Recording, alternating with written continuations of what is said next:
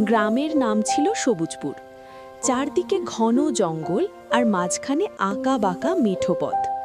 এই গ্রামের শেষ প্রান্তে একটি ছোট কুটিরে একা থাকতেন রহমত চাচা। তার আপন বলতে কেউ নেই, তাই একাকিত্বই ছিল তার নিত্যদিনের সঙ্গী।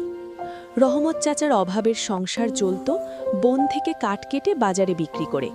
তার একমাত্র সম্পদ ছিল একটি পুরনো লোহার কুঠার। প্রতিদিনের মতো সেদিনও রহমত চাচা তার কুড়ুল নিয়ে বনে কাঠ কাটতে গেলেন। একটা শুকনো কাঠ দেখতে পেয়ে তিনি কুড়ুল দিয়ে সেটি কাটতে লাগলেন।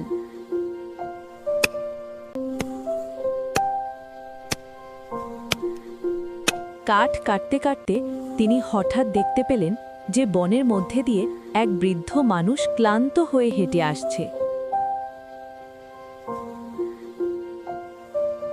বৃদ্ধ মানুষটি আরও কিছুটা কাছে এগিয়ে আসলে রহমত চাচা শান্ত স্বরে সেই বৃদ্ধ মানুষটিকে জিজ্ঞেস করলেন,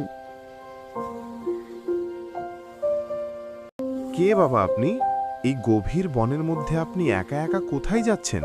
আর আপনি কোথা থেকেই বা আসছেন?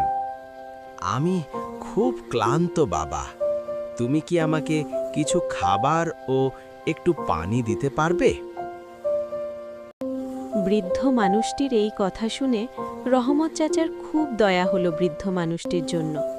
তিনি কাঠ কাটা বাদ দিয়ে বৃদ্ধ মানুষটিকে তার সাথে তার বাড়ি নিয়ে গেলেন।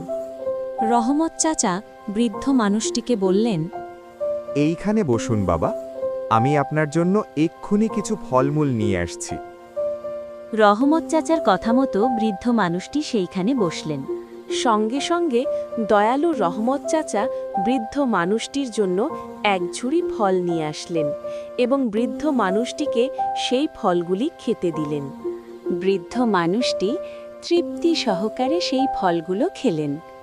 খাওয়া শেষ করে বৃদ্ধ মানুষটি কিছুটা সতেজ হয়ে ফিরে যাওয়ার জন্য উঠে দাঁড়িয়ে রহমত চাচাকে বললেন, ধন্যবাদ বাবা, তুমি আমার অনেক উপকার করলে।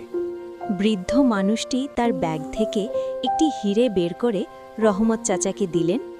রহমত চাচা সেটি নিতে অস্বীকার করে বললেন, আপনি আমার পিতার মতো, এই হিরেটি আপনি আপনার কাছে রাখুন।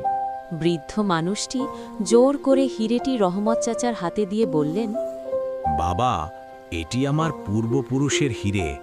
এটি আমার পরে আমার সন্তানের পাওয়ার কথা, কিন্তু আমার কোনো সন্তান নেই, তাই আমি তোমাকে আমার সন্তান ভেবে এটি তোমার কাছে দিয়ে গেলাম।